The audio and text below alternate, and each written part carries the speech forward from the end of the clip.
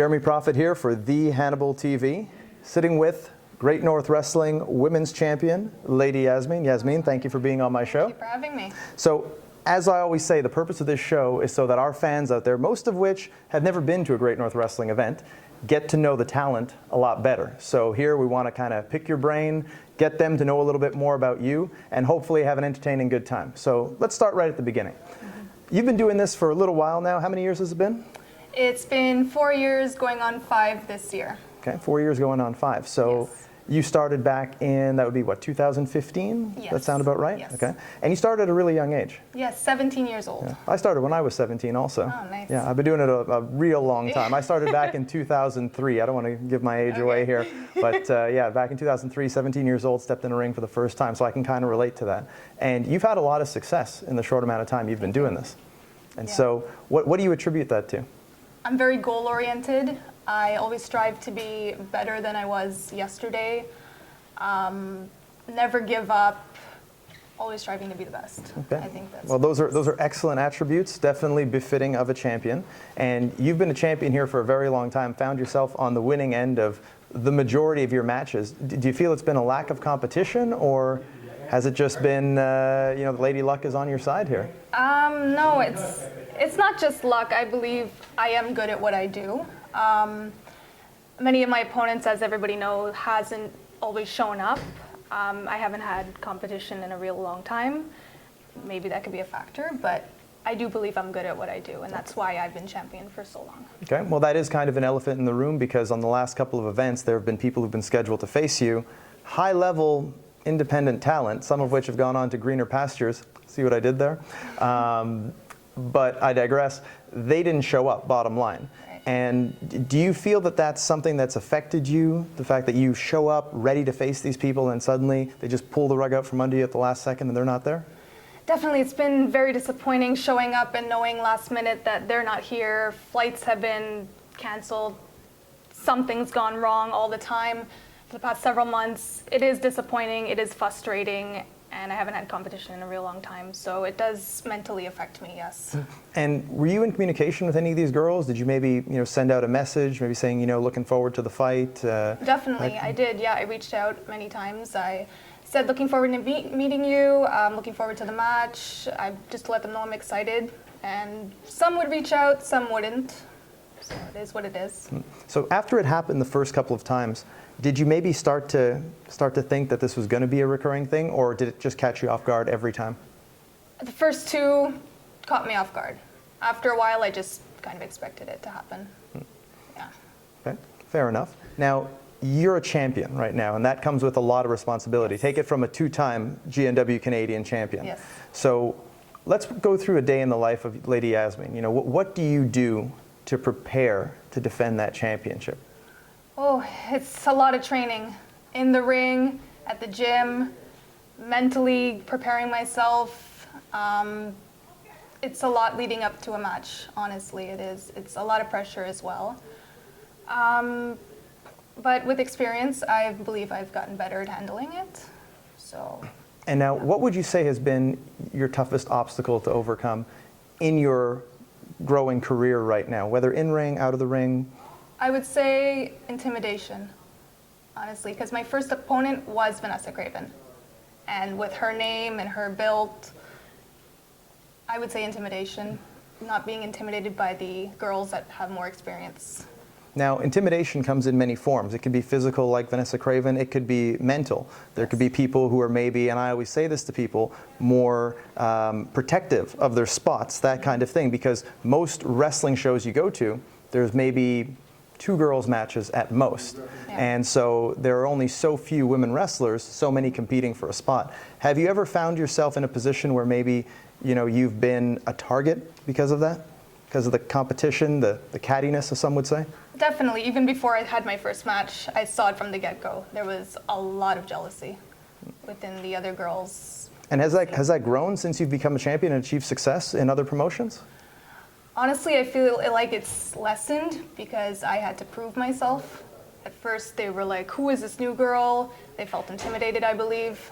but I had to prove myself, and I believe it's lessened since then.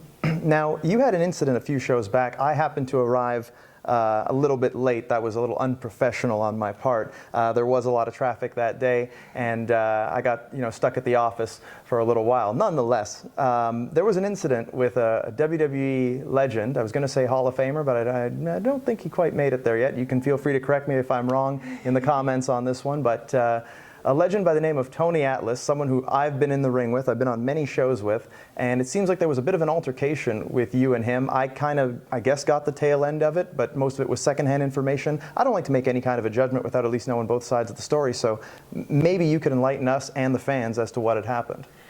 So what happened was he showed up and wasn't aware he was sharing a locker room with a woman, and he did not like that. He did not want to share a locker room with a woman. He did not believe women belonged in the same locker room.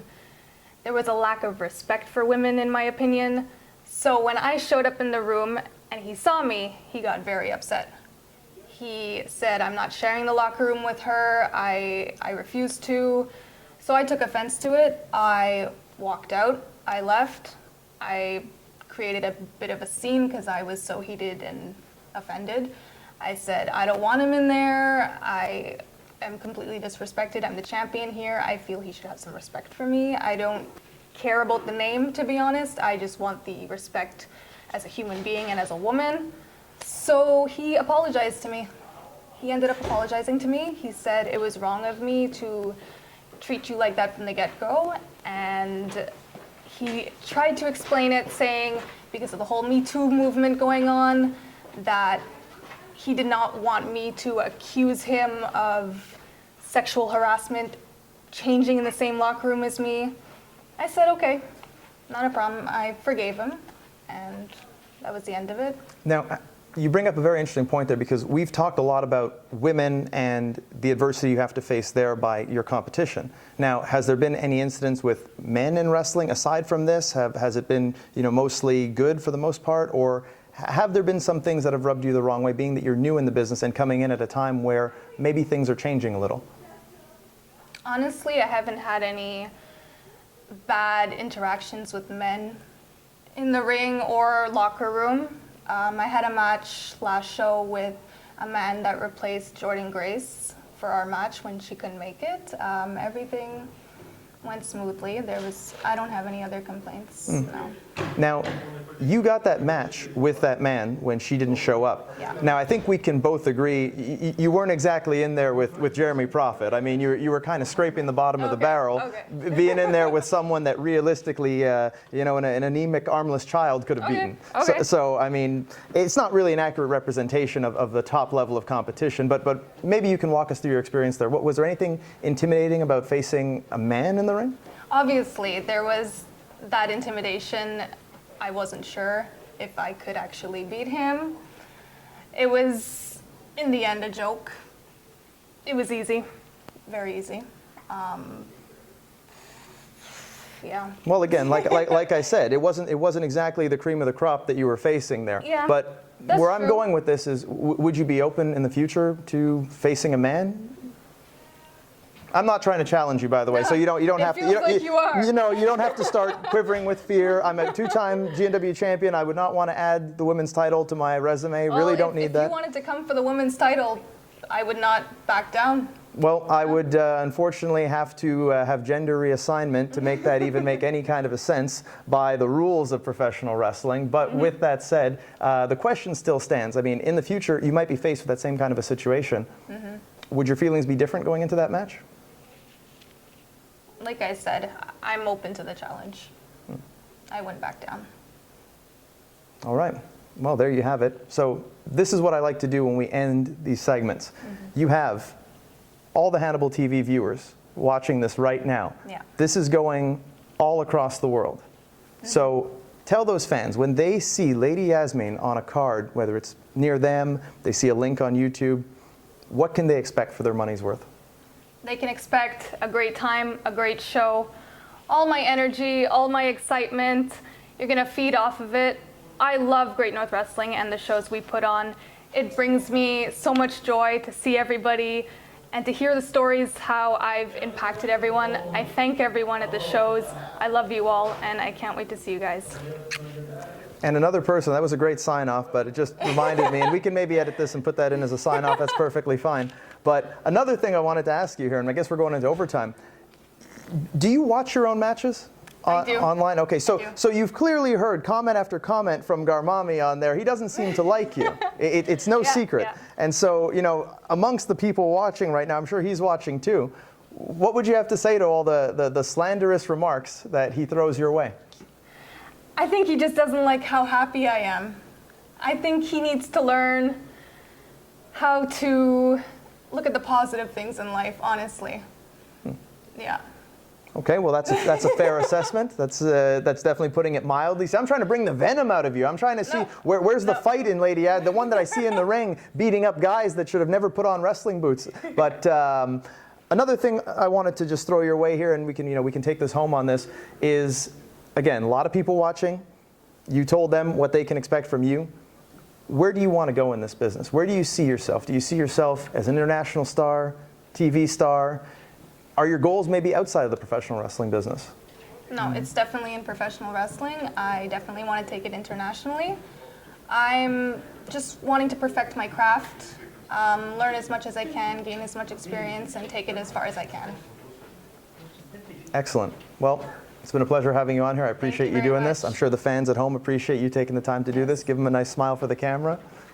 There we go. All right. Well, I thank you for being here. Thank you very much. And I wish you all the best in your future. This has been Jeremy Prophet for the Hannibal TV. Tune in next time.